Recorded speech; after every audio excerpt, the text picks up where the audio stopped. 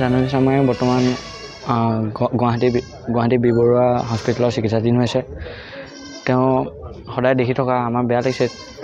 ভগৱানৰ ওচৰত এই প্ৰাৰ্থনা কৰোঁ যে তেওঁ সোনকালে আমাৰ মাজলৈ ঘূৰি আহক আৰু সোনকালে সুস্থ হৈ উঠক। জাহ্নৱী চাংমাই আমাৰ পূবদুবীয়া উচ্চ ইংৰাজী বিদ্যালয়ৰ নৱম মানৰ ছাত্ৰী। তাই যথেষ্ট প্ৰতিভাৱান ছাত্ৰী।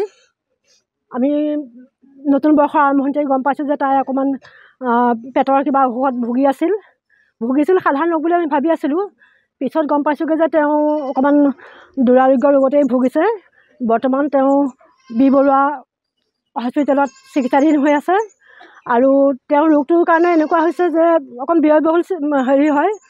তেওঁৰ অভিভাৱক পিতৃ মাতৃ খেতিয়ক বা কাম কৰি খোৱা মানুহ। তাৰ বাবে তেওঁ যি ব্যয়বহুল চিকিৎসা, তাৰ বাবে আমি প্ৰত্যেকে যদি অকণমান হ'লেও অৰিহণা যোগাব পাৰোঁ, আমি নিজেও মানুহ হিচাপে যথাৰ্থ শব্দৰ অধিকাৰী হোৱাৰ লগতে তেওঁলোকৰ পৰিয়ালো অকণ সকাহ পাব। আৰু আমাৰ ছাত্ৰ ছাত্ৰীসকলে ভূপেন হাজৰিকাৰ যিটো মহান গীত যে মানুহৰ বাবে যদিহে অকণো নাভাবে, অকণি সহানুভূতিৰে কোনেনো ভাবিব কুঁৱা সমনীয়া, মানুহে মানুহৰ বাবে, এই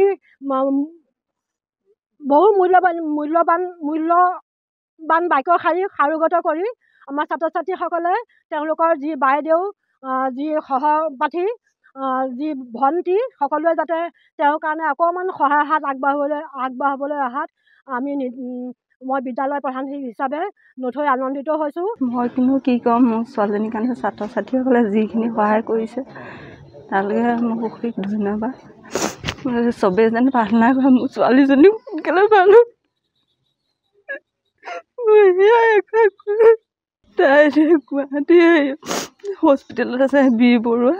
এমাহ হ'ল পাৰ হ'ল। তাই সোনকালে ভাল হওক যেন স্কুলত আকৌ পঢ়িবলৈ চবেই যেন প্ৰাৰ্থনা কৰে।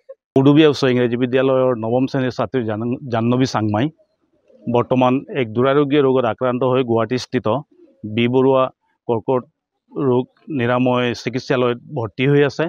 তেওঁৰ আশু আৰোগ্য কামনা কৰি আজি এই 7 জুনৰ দিনা বিদ্যালয়সমূহ ছাত্ৰ ছাত্ৰী, অভিভাৱক অভিভাৱিকা, শিক্ষক গোট, স্থানীয় ৰাইজ সকলো একগোট হৈ তেওঁৰ আশু আৰোগ্য কামনা কৰি আমি যিমান যি পাৰোঁ সহায়ৰ হাত আমি আগবঢ়াইছোঁ। বিশেষকৈ ইয়াত ছাত্ৰ ছাত্ৰীয়ে এক বিশেষ ভূমিকা গ্ৰহণ কৰিছে। বিশেষকৈ নৱম শ্ৰেণীৰ ছাত্ৰ ছাত্ৰী আৰু দশম শ্ৰেণীৰ ছাত্ৰ ছাত্ৰী একগোট হৈ জাহ্নৱী চাংমাইৰ আশু আৰোগ্য কামনা কৰি হাতত দান পাত্ৰ লৈ তেওঁলোক আগবাঢ়ি আহিছে। আৰু আমি সেই ছাত্ৰ ছাত্ৰীসকলক ছাপোৰ্ট কৰি সিহঁতৰ লগত আমি সকলোৱে অভিভাৱক অভিভাৱিকা, শিক্ষক গোট সকলো খোজত খোজ মিলাই আমি আগবাঢ়িছোঁ। আৰু অতি সোনকালে যাতে জাহ্নৱী চাংমাই সেই দুৰাৰোগ্য ৰোগৰ পৰা আশু আৰোগ্য লাভ কৰি আমাৰ মাজলৈ ঘূৰি আহক, আমি যাতে তেওঁক আকৌ পাঠদান কৰিবলৈ পাম, সেই আশা কৰি ভগৱানৰ ওচৰত আমি একান্ত কামনা কৰিছোঁ।